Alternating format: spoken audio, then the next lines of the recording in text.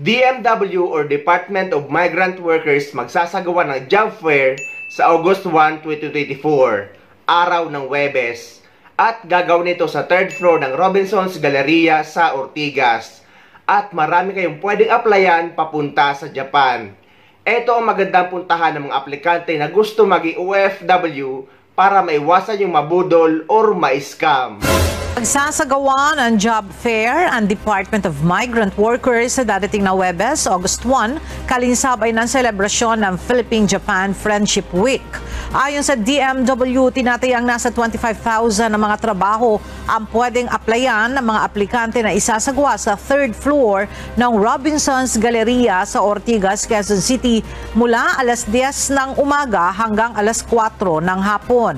Kabilang sa mga trabahong iniaalok ang construction, medical and healthcare, hotel and restaurant, customer services at iba pa.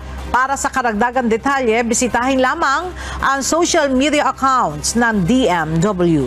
May advisory din ang DMW sa kanilang Facebook page na ilalagay ko sa description ng video na ito para mabasa nyo din. So ano pa ang hinihintay nyo mga kababayan ko dyan sa Pilipinas na gusto maging OFW sa bansang Japan? Apply na kayo para maiwasan yung ma-scam or mabudol. So ayun guys, sana may nakuha kayong idea at sana nakatulong ang video na ito sa inyo.